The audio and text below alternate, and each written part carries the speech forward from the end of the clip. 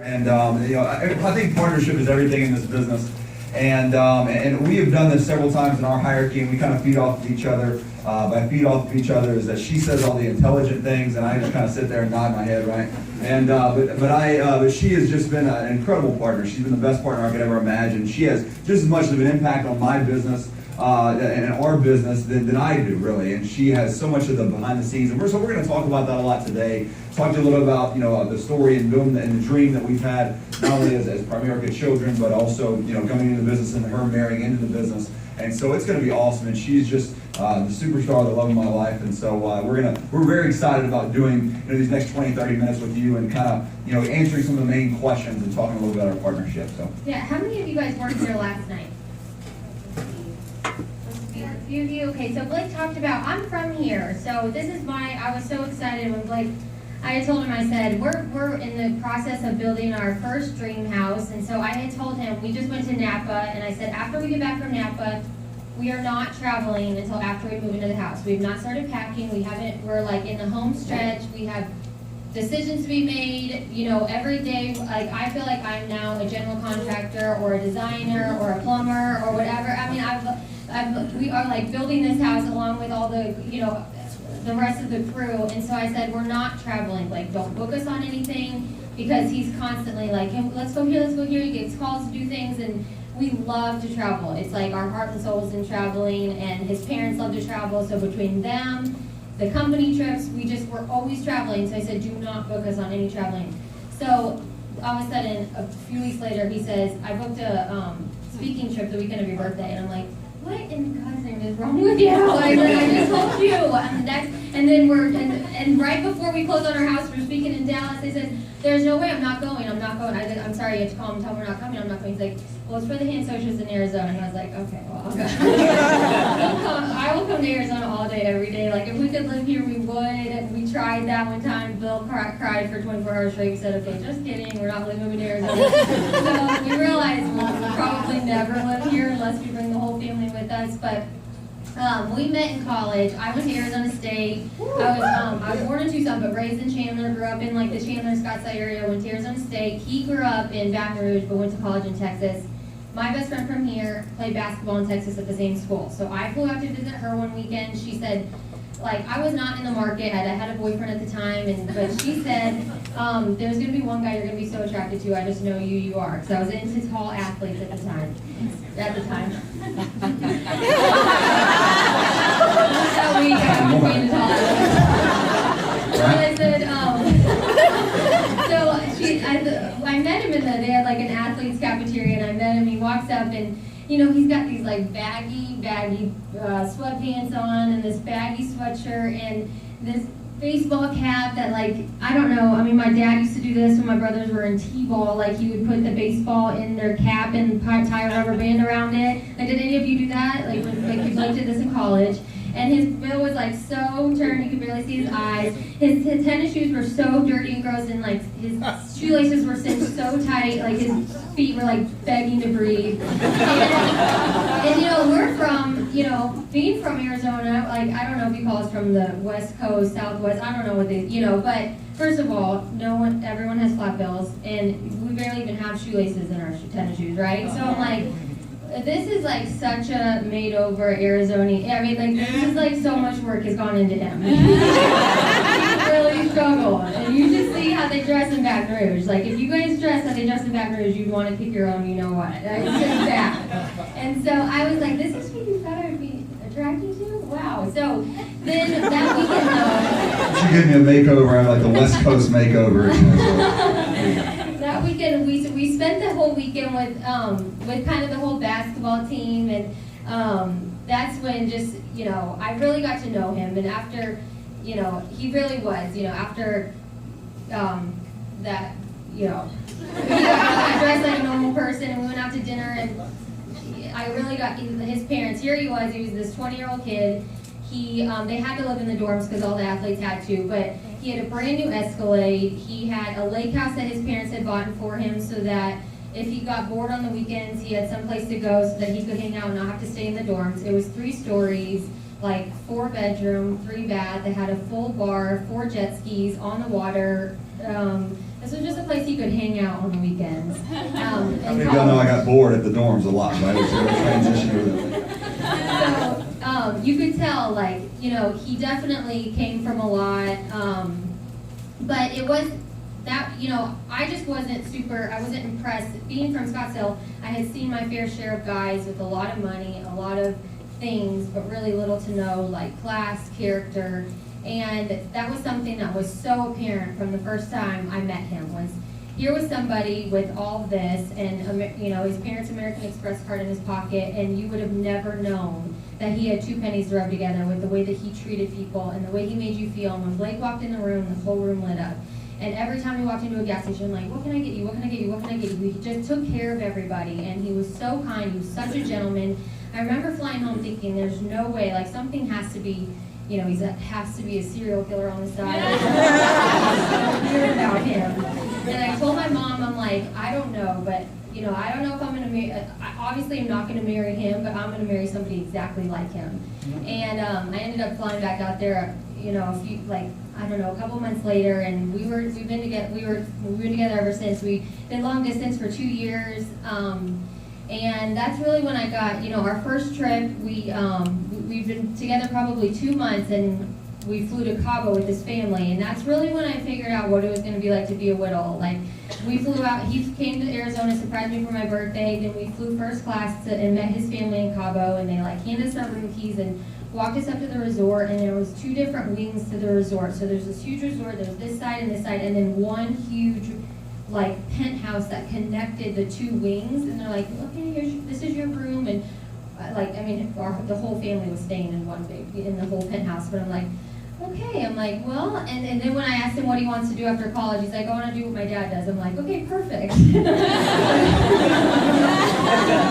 That's what I want you to do. So, you know, my role as, when we first got started, was really just, I was like a stay-at-home mom without kids because I moved there. I lived here until we got married. We got married here. I moved the next day. I cried myself to sleep on our wedding night. I was so sad to leave, but you know, he has everything he's promised to give me from the day that we met, the day that we got married, he has. And not just monetarily, but from the love, the respect, the honesty, he is just the perfect husband, now the perfect dad. He wakes up every day just happy, inspiring. You can tell, like, all he wants to do is just make us the happiest family. He wants to make me the happiest wife. He's like, he's just, if you could see him as a dad, you wouldn't believe that he could be this amazing as a person and this on it as a businessman and then that incredible as a dad. And he is just, it's made my life in Baton Rouge absolutely wonderful. And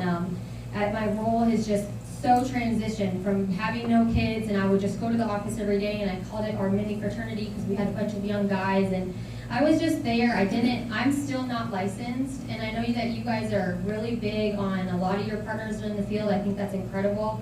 That wasn't a passion for me. That wasn't something we had talked. I know that if I wanted to do it, he would be supportive, but it's not something I want to do. Like, I would rather, wrestle lions than go on appointments. But that's just not something that I want to do. So I help in any other area that I can, and at first it would just be being there because we were newlyweds, and he was making his run for vice president. So I would ride in the car with him, and when he'd go on appointments, I would sit in the car and call my friends and watch movies and read books, and we were just together, and I would help, put together team potlucks, and I would just, anything he kind of needed, anything at the house. He had a nanny all growing up from the time that since he was born, but he had the same one since he was 2.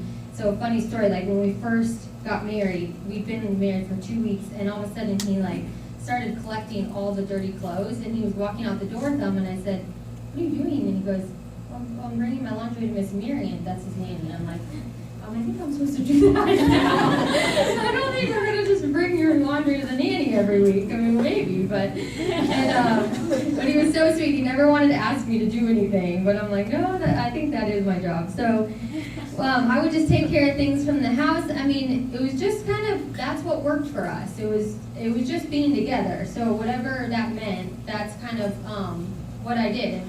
And Yeah, I think that's so important in partnership, is that you just find, like we were talking, you find what works together for you, okay? I do want to clarify something really quickly.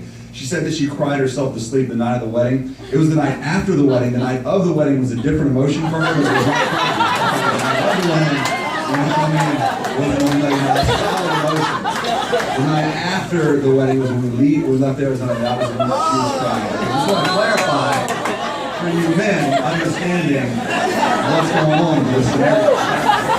Alright, so second of all is that it's whatever works. You know, that's what, when we came together, you know, her strength is relationships. She is the absolute best I've ever seen in relationships, not only with me, our kids, but with our team as well too. So in that aspect, she has helped me out a lot. And we discussed this. Like, if you're a partner and you get licensed, I think that's awesome. I think you should do that in a lot of scenarios. And we have a lot of partnerships in our hierarchy. It was just the way that we wanted to do it. My mom's not licensed, so it was kind of the same scenario. We just kind of wanted to emulate what my dad and my mom did as a business, where she took care of a lot of behind the scenes. Me and my father are a lot alike in the motivation, the focus. So that's how we worked better. But talk to him a little bit about, because a lot of the intangibles where she'll call me and ask me about how teammates are doing, and also she'll ask me about how the partners are doing. Where, you know, when you have a hierarchy like you guys have and like we have, you know, a lot of times people can slip through the cracks if you don't have somebody helping you out as far as communication, and communication is important.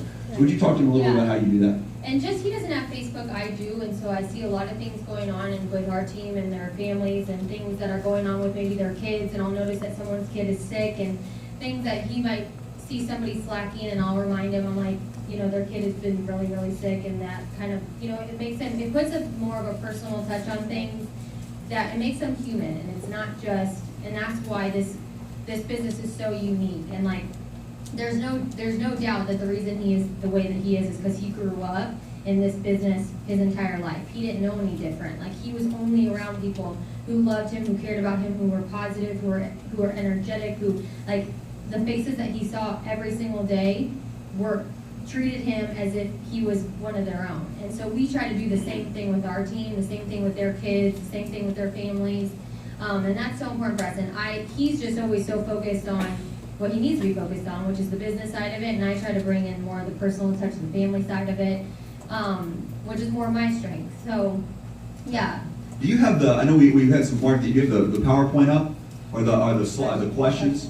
Because I just want to hit a couple questions. These are the frequently asked questions. So we just want to hit on some of these over the next 10 to 15 minutes, just because I know there's probably a lot of partnerships. Would you raise your hand if you have a partnership in here, if you have a partnership in? Because I think, you know, you doing this together, because sometimes, and I've learned this from training and developing a lot of our partners, is that one of the toughest things is finding each other's role, right or wrong. It's who does what, you know, and that's the main thing in a partnership, is making sure that you come together and you determine what each other's role is. Like, how we've worked so you know, great as a partnership is, number one, is because our love and care for each other, no doubt, and we don't really argue and get mad at each other over small things. We make sure that, you know, we don't sweat the small stuff, you know, I mean, especially as a couple in this business. But at the same time, we have our specific design roles in this business of what each other is going to do, and we play that part as we give it 100%, right? And so, you know, what role, and now you kind of talked about that a little bit, but what role? And now with kids too, now having kids, I'm so much more removed from being at the office all the time, but I'm at all the events, I'm at op nights when I can be there. I'm definitely the most removed that I've ever been now, because that was when we were dating, I wanted to be a mom, and I wanted to stay home, and we pay my mom to help us for travel, and for things here and there, for date nights and things like that, but the day in, day out, it's me, and we don't want it any other way. So that's kind of how we choose to do it. So my role is picking up all the pieces, kind of that, you know, taking care of everything from home. Right now it's building our house. You know, he wanted to build a house so bad. I wanted to buy. I'm like, you're building a business. I'm going to be building the house. So I want to buy a house. You want to build a house. You're not going to be building the house. I'm going to be building the house.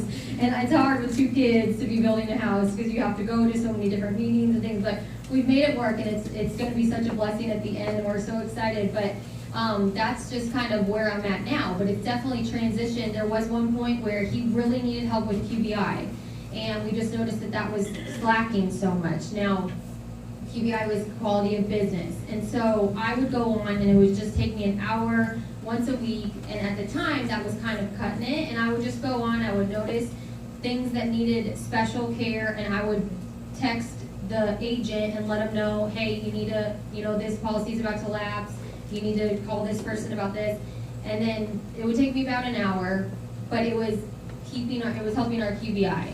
And then licensing, she's helped with licensing as well too, and mainly just being there and as just basically a figure, a supportive figure for our spouses as well too. I mean, all of our spouses, look up to her just as if she was in any other center, just as if she was in the field or license or whatever it is. But that role, a lot of our spouses look to her for guidance and leadership, and she helps so much, even with the relationship part. I mean, that's something too, that when you have a partnership, and even if the business is going good, but the relationship is not, that's a struggle in a lot of people's business, if you know what I mean. If the people Yes. but the agents are, if the husband and the wife are butting heads, or whatever, or situations. So she's helped out so much with helping our couples become better couples, I guess you could say. They help them become better spouses, and become better parents. And that's what's helped us tremendously, because a lot of times when the family life at home is great, that's going to transition over to the business.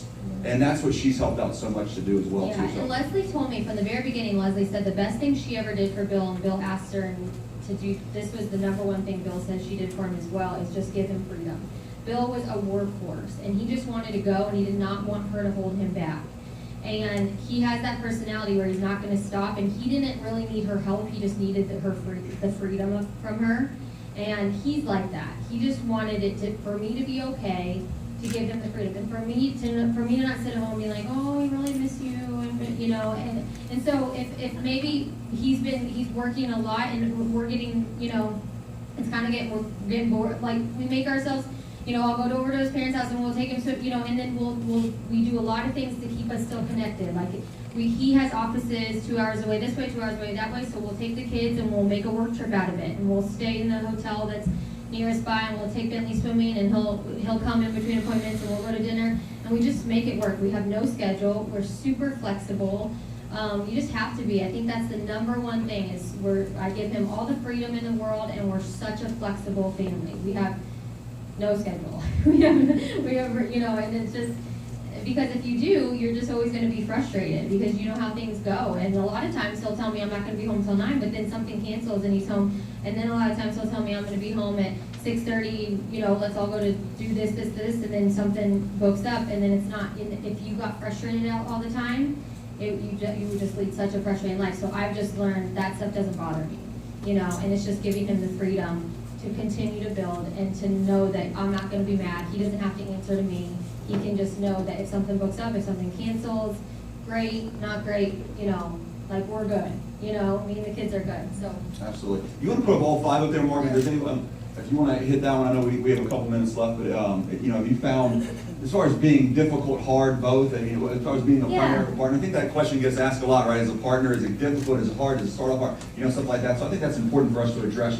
Is being a partner in this business difficult or hard? Yeah. I don't think anything's difficult, but I think that it's also not, it's not easy. It's just different because you don't have a schedule. I remember my mom when we first got married, she panicked and she said, "Oh my God, I never taught you how to cook."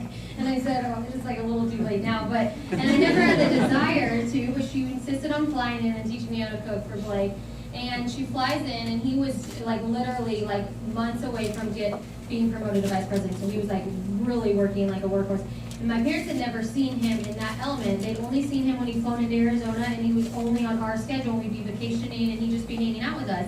So she, being an art now, on his schedule and seeing now what he does, this is now his career and our new life. She was making for the first 3 days. I mean, she would teach me how to make stuff. We'd make this, spend 5 hours making something, getting all the ingredients, and then he would tell us he'd be home at 7, and he wouldn't come home till 9. 8:30, whatever it may be, still 30, and when you spend that much time cooking and it's hot, even 20 minutes and they're you're pissed off because now it's cold. But it was hours, and she finally by day 3, she's like, the heck with this. She's like, good luck. She's like, don't cook, pick stuff up. She's like, and that's just kind of how it goes. And Leslie always told me that. She said, that's why we always, and when the kids get older, then you make stuff for the kids, and if he can heat something up, but a lot of that, we just pick stuff up, and you know, if you make it difficult, it'll be difficult. But if you make it, if it is what it is. You have to just, you know, when I leave the house, we have a Roomba. I don't know if you guys have ever heard of that robot that vacuums your house. It's like the best investment you can ever make in your life. It goes over carpet, it goes over wood, it'll do anything,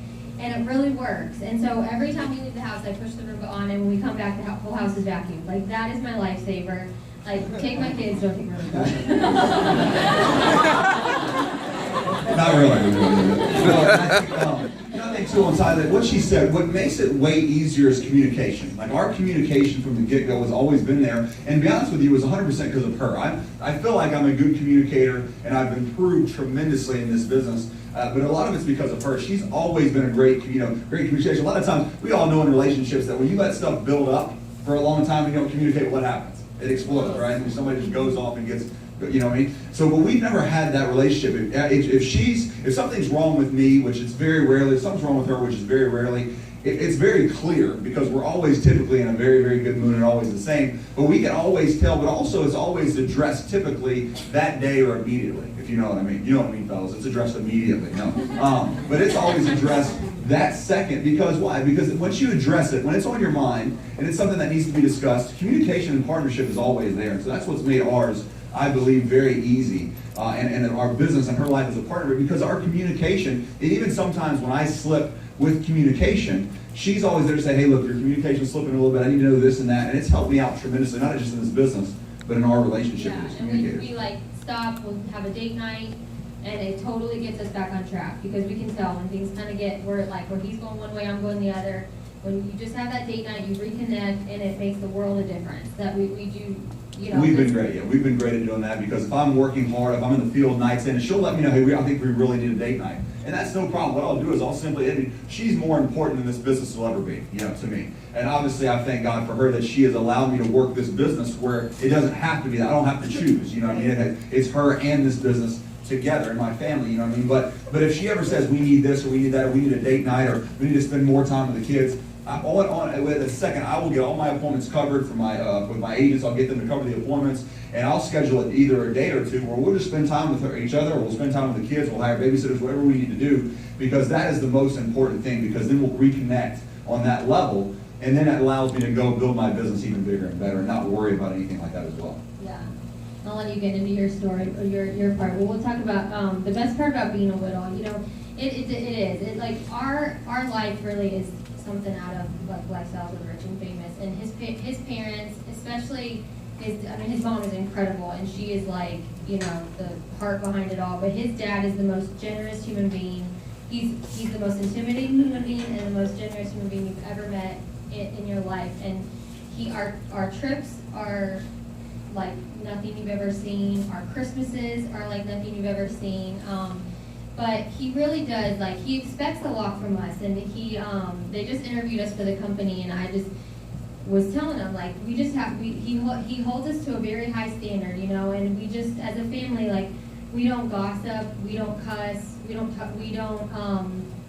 we all, like, stay really healthy, we don't eat fried food. He has just like certain weird things that he's just very weird about, and like he has high standards for us as a family. We always get together on Sundays. If he's traveling, and it doesn't matter where he is, he makes sure that his flight is home on time, so that on Sundays we go to church, we go to the country club for lunch, we all go home to nap, and then we eat. Except that his mom is such an hour.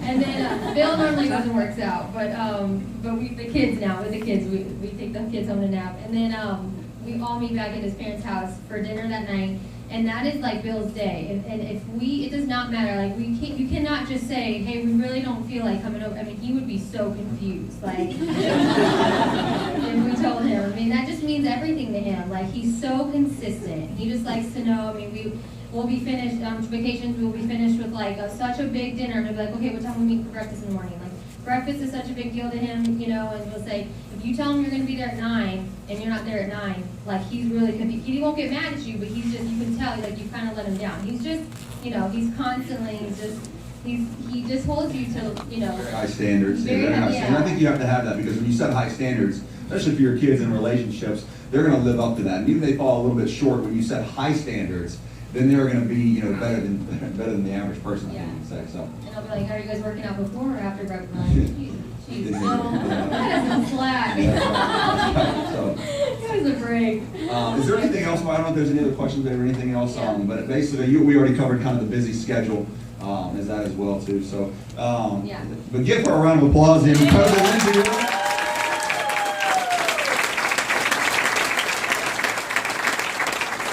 I hope that helps in partnership, and I try to keep her up here as short period of time as possible, because what ends up happening is all the fellas end up staring at her because she'll be looking at me, because all the dudes are staring at my wife, and I know what I'm talking about. But it was interesting, her being from. I was talking about it last night. I had to come up here and Mark, we good? Can I rock right into this? Yeah. We're ready to rock. Okay, good. So. I didn't know if you wanted to give me an incredible introduction. This is Blake Whittle, he's this and that, whatever. She just did a great job. So I'm so lucky to have her as a spouse, and obviously it's just a relationship. When you have two great people, I would have never thought and ever that I would have had to come out to Arizona to find the woman of my dreams. But I'm thank God every day, because I just absolutely love this place. And I'm gonna tell you a little bit about our story and how we met and stuff too. But as she walks up, it's funny because I'll tell you a quick story about how. About her. We were at this wedding about a year ago, and so I always tell her and joke around how hot she is and stuff like that, which she is. But here's a great story about that: is that we were at a wedding, and me and this guy. It was after the reception, and we were all just kind of breaking up to go to the cars and stuff like that, and her and this guy's wife. Were out, doing something. They were all, and so we couldn't find them. Me and this other gentleman, we couldn't find our wives. They were, whatever. And so I was like, well, look, and we didn't really know each other. And I was like, well, what does your wife look like? We asked each other, and said, I'll help you find your wife. You help me find my wife. Let's find them together. Let's get out of here, right? And so he goes, well, what does your wife look like? And I said, well, she's blonde. She's about 5'4". She's very curvy. You know what I mean? And she kind of looks, she's blonde hair, blue eyes. She kind of looks like a, like a swimsuit model. And I go, what does your wife look like? He goes, forget about my wife. Let's go find yours. So that's what I really do. I will tell you another story about last night. See, before dinner, and I wanted to wait till everybody was here this morning. So before the meeting last night, we went to Carrabba's, which was absolutely unbelievable. John Water Street took care of it, and it was a phenomenal quick dinner. But what we did at that dinner was we had Julio, and then we had Charlie and Ramona, we had Tony and Drusilla, Tony and Drew, and Mark and Nubia, me and Lindsey. And so what we did is we wanted to kind of, just ask a couple questions, get to know each other. So what we did is we went around the table and we asked the ladies, not the men, we asked the ladies to describe their sex life in a movie thing, right? So that's what we were around and did, right? I know it's weird, but we just did it. That's what we did to get to know each other, right? So at first we went to Charlie and Ramona. So I said, Ramona, you go first. So she thought for a little bit, and she goes, Finding Nemo, for sure.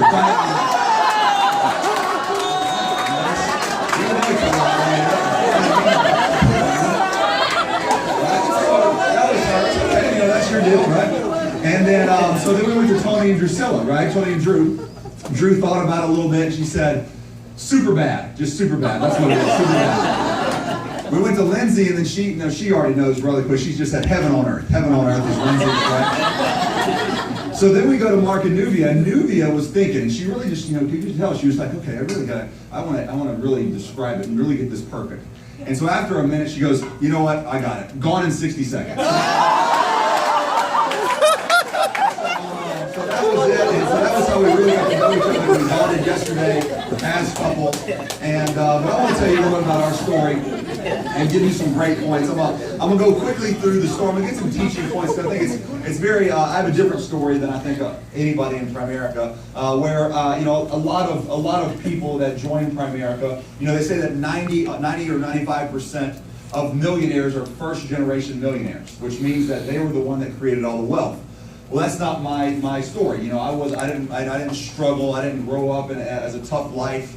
I didn't grow up in a scenario where I had to struggle for money or work hard or live paycheck to paycheck. Very fortunate because of my dad. Because he joined this business 36 years ago and changed my family's life forever. And he struggled. He lived paycheck to paycheck. I went and saw his house in Indiana that he grew up in, and that house would fit in our living room of the house that I grew up in. And it's because that he was a teacher and a coach, and what he did was, just like a lot of you are doing, that maybe your parents aren't wealthy and your family's not wealthy, is that you're creating a legacy for your new family. You're going to be the one that breaks the code, and you're going to create wealth for your family, which I think is very, very noble, and it's so exciting. It's awesome that you're doing that.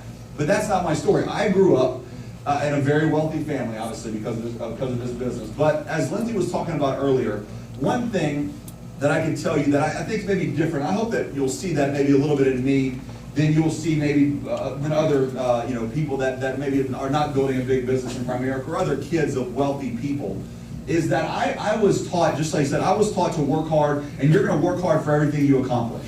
Right? Yeah, she mentioned the lake house, and she mentioned the Escalade, and she mentioned a lot of things that my dad did for me growing up. But there was also scenarios that if I wasn't doing and living up to not the expectations, but the standards that he set, he would take that Escalade away for weeks at a time. Or he would do that because it was a privilege and it was an honor to be able to have those things, and I understood that. But I was given those things because I was living the right way, doing the right things, working hard, and accomplishing things, right? And so that's why he always raised me. It wasn't like anything was given to me, because I think in wealthy families, now obviously we were given a lot, and we were very, very spoiled in a way where we were spoiled in the things that we had, but not the people that we were. We weren't spoiled people. We just had a lot of great things, right? But he also taught me that you're gonna, like I said, you're gonna work hard. You respect everybody. You respect people, and also you're not better than anybody. You're gonna treat everybody the same. You're gonna treat everybody great. And that's how we live as Whittles. We don't whine, we don't complain, we don't say, and it was something that was very serious, we don't say anything derogatory. You're never going to say anything derogatory, you're never going to say anything racial, you're never going to say anything like that, because we're going to live up to very, very high standards, like Lindsey talked about. So it was a lifestyle that we grew up, that we had great standards, but also we had a lot of great things as well. That doesn't make sense. So whenever a lot of you get wealthy, and you're becoming wealthy, I really encourage you to obviously have that type of lifestyle with your kids, because I would hope that you want your kids to be even better than you. And that's what I want. I want my kids to be way better than I'll ever be, right? And I have to be the one that leads them to do that. And so that's the way that we were raised. And also we were raised in a scenario where you work hard and you play hard. There were times where I thought, man, my dad, does he ever stop working? Where I would never see him. He would be working, he would be out on appointments. There'd be a week or two at a time where maybe I wouldn't see him very much. I'd be like, man, Dad works all the time. And then there would also be times where I'd be like, man, does Dad ever work? He'd be home, we'd go on vacations, he'd be traveling and doing things like that with us. And so that's a great concept that you can live in this business, is that you got to work hard and play hard, okay? Because if your business is all just work, work, work, you're going to wear yourself out.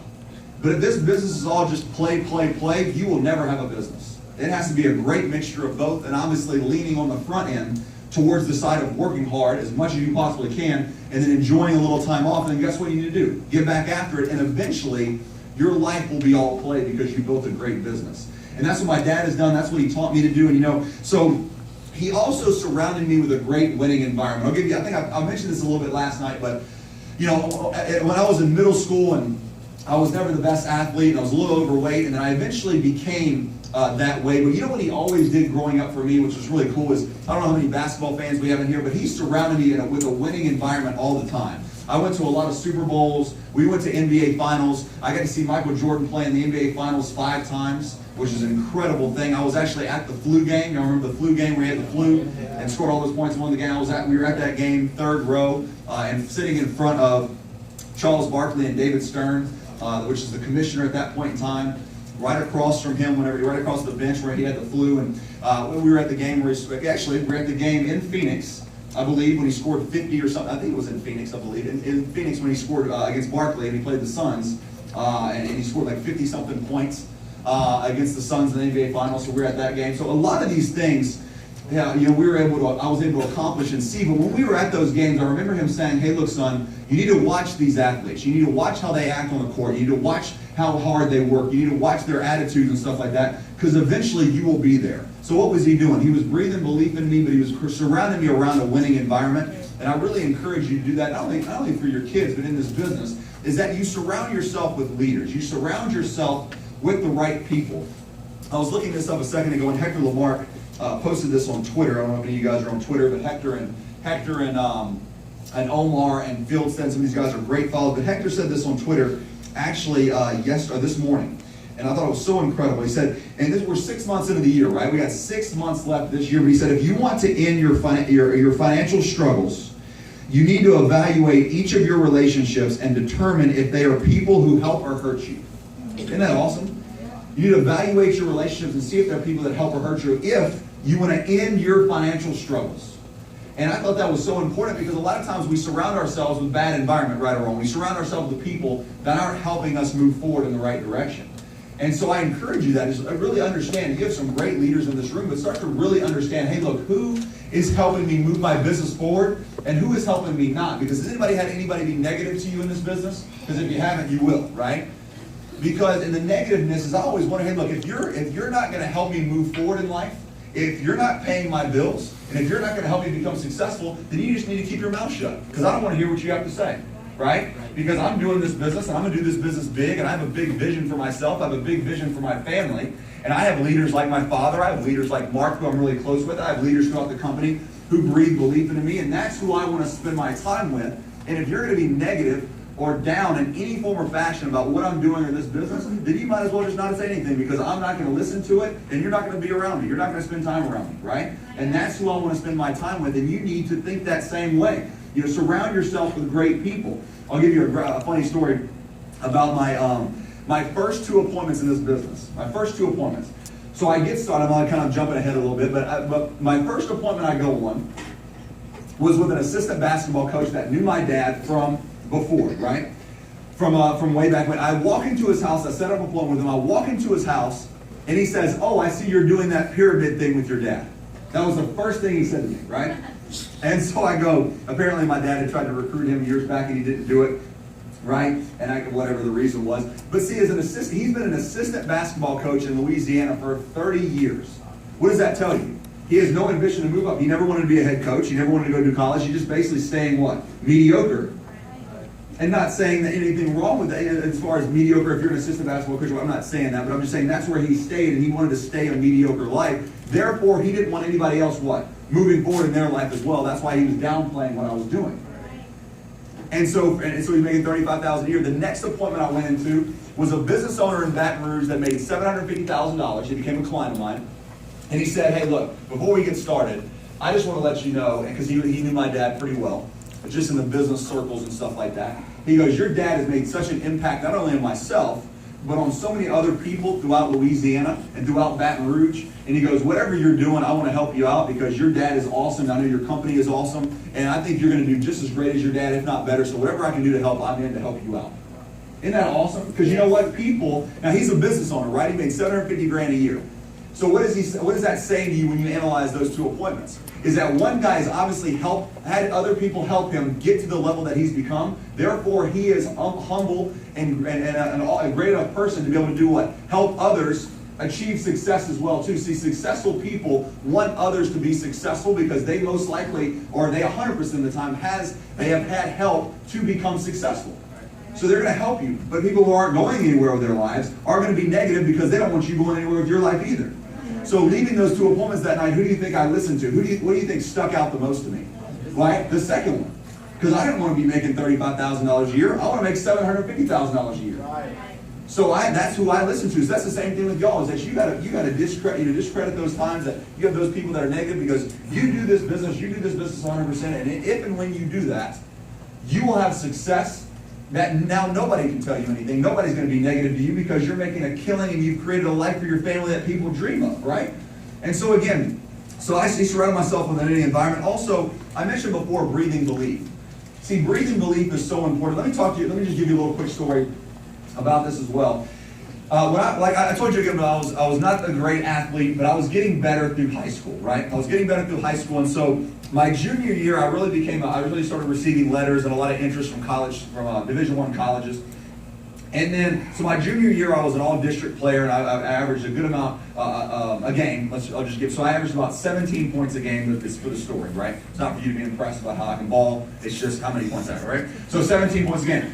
So I remember even that summer, there was a guy named Fess who was an NBA basketball player who played basketball for LSU. He was an All-American, and he became a personal trainer in basketball. He trained athletes one-on-one in basketball. He came to my father that summer and said, hey, look, I saw your son play last year, and if you allow me to work with him, I think he can be the best scorer and the best player in the state. And even at that point in time, I didn't even believe that, and I'm not even sure if I know my dad believed a lot of me, but at that point in time, there was a lot of great athletes, a lot of NBA players that were in Louisiana at that time. And he was like, I think if you let me work with your son, I can make him the best player in the state. And you know what happened is after working with him that summer, and he kept saying that, every time we would meet, every time I would work one-on-one with this guy, Fest, he would tell me that. He would say, Blake, let's keep working hard. You're going to be the best player in the state. Let's keep working hard. You're going to be the best player in the state. Let's keep working hard. And you know what that eventually did? That belief came into my mind and said, you know what? I am going to be the best player in the state. See, sometimes we have to breathe that belief in other people when they don't believe in themselves. And that's our job as leaders. That's our job as people, to breathe that belief like I was talking about last night. So long story short, or long story long, however you want to look at it, is that I did that in my senior year. I became the leading scorer in the state and got a Division I college scholarship at a lot of different schools.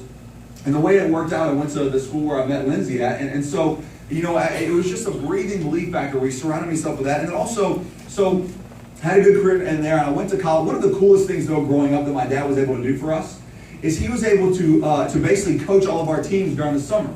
He was able to take basically 2 or 3 months off during the summer and coach our basketball teams and help us travel all over the country, right? And we were a team. I don't know if you've ever played on any summer sports or if your kids play any sports, but everybody wanted to play for Coach Bill. Okay, number one, we had the best team and he was a phenomenal coach. But also, they wanted to play for Coach Bill because most teams out there were doing like car washes and they would sell food and stuff like that to raise money. But everybody wanted to play for Coach Bill because Coach Bill was loaded and he would take care of everything, right? And so they didn't have to do all that type of stuff. But it was cool to be able to have the income that he had. None of our players that played on our team paid a dime for anything. He paid for all the hotels, all the jerseys, all the shoes, everything. He basically sponsored a whole basketball team for 7 years in a row. And we won 6 straight state championships, AAU state championships, and had 15 Division I athletes from those teams. Wow. And those were people that he developed. When you talk about leadership, it's not just leadership in business, but leadership ties into everything. Right. Leadership ties into sports, leadership ties into your family, leadership ties into this business. So he was not only a great leader to lead people in this business, but he was able to lead and train and develop. And if you ask any one of those 15 Division I college players, and you ask who had the biggest influence on your life to become a Division I college player, every single one of them said Bill Whittle. Not their high school coach, not their parents, not anything like that. It was the influence that he had on those careers during those early years that allowed them to do that. So make sure that you're doing that. You're creating yourself a winning environment. You're breathing belief into people. So then when I played basketball in college, what happened? So I ended up playing basketball in college. I had a great year there. I mean, a great career there. I started as a freshman. So what ended up happening, though, is that what I learned a lot through college was, first of all, how to adapt. I talked to you a little about that last night. See, I went to a Christian private school in Baton Rouge where during the huddle, we would say 1, 2, 3, Jesus, and then we would go play. So then I went to college, and then we would say 1, 2, 3, kick ass. And so it was a little bit of a transition from Jesus to kick ass. You know what I mean? So our coach would say my coach in high school was a pastor, a youth pastor. And my coach in college was like, he said every 4-letter word. I mean, he couldn't get three words out without cursing and saying all this and that. And so it was definitely a different transition that I had to learn from that. His name was Billy Tubbs. He was one of the winningest college coaches of all time when I went and played for him. And so that was a different transition, learning that. But also what I dealt with, and I talked about that last night, I dealt with some injuries. I think I could have had a better career than I did, but I dealt with a couple knee injuries, a couple ankle injuries, and which hindered my career. But it also allowed me to start dealing with adversity. Because I think that if you've never dealt with any adversity in your life at any point in time, when you get in Primerica, it's going to be tough for you. Right? Because that adversity is going to strike a little bit, right? If you don't have that mental toughness to overcome adversity, then it's going to be a struggle at first. Now, again, you can learn that and you will overcome that. I think a lot of people have overcome some form of adversity in their life.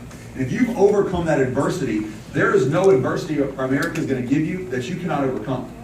And so I really encourage you guys to understand that and know that as well too. And so and to be mentally tough. Mental toughness is very important. Would everybody agree with that? Mental toughness is very important.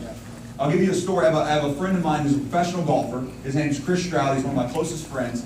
I went to college with him, and so he's on a PGA tour with, obviously he knows Tiger and Phil Mickelson and all of the golfers very, very well.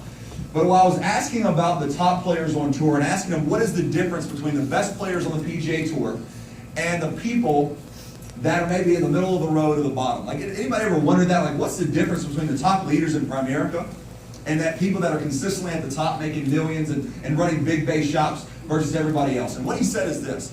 He goes, really, if you look at the PGA Tour, all around we're very, very similar. Like, the scores that we shoot are very, very similar on a year basis, right? He said some people are better putters than others, some people can drive better than others, some people have a better short game, et cetera, et cetera. He said that, but the biggest difference in the people in the top 10%, 15%, and everybody else is that their mental toughness is better. I said, well, what do you mean by that? He goes, when they have a bad shot, when they hit a bad shot, like, you understand on the PGA Tour, if you miss a putt, it could cost you $300,000, $400,000, $500,000. Isn't that crazy, right? If you have a bad round, it can cost you the same amount of money. So he goes, when they hit a shot, do they rebound from that immediately? If they had a bad shot, do they not worry about that? They block it out of their mind? Do they learn from that and then move on to that next shot? If they have a bad round, how fast can they block that out of their mind, go practice more, and do what? Get back after that next round. And guys, it's the same thing in Primerica. See, after you've been in Primerica for a certain period of time, I believe the skill level is technically very, very similar. Now, some people are better at recruiting. Some people are better at relationships. Some people are better at securities. Some people are better at PLPP. Some people are better at different things, right? But all around, if you've been in this business for a certain period of time, your skills should be very, very good and very close to the same as everybody else. But the difference is the mental toughness, the day in and the day out focus and mental toughness, that when things happen to you in this business, how fast can you rebound? How fast can you learn from that and keep moving forward and not worrying about what's happened to you, but use it as a tool so that you don't make the same mistake again, and so that others that you recruit don't make that same mistake. Does that make sense? See, I made a lot of mistakes in this business at the beginning, but I tell you what, I've taught my team those mistakes so that they don't make those mistakes, which has helped me build the hierarchy that I've built. And so again, after college, getting into a little bit about building this business, I'm going to go through the things I talked to you about yesterday. Is after college, my dad came and sat with me. So something, I don't know if any of you guys have kids in Primerica, or any of you guys if you want your kids to be in Primerica eventually, which I would hope you do, because it's the best environment, best company. But here's something that I can give you some advice. And I think what's helped me, that from a lot of other children in Primerica, and obviously you have a great one that leads y'all as well, is that he never pushed me or pressured me to come to the office. He never pushed me or pressured me to come to op meetings. He never really talked to me about Primerica. I really, honestly, swear to God, I did not even really know what he did. I knew he was very wealthy.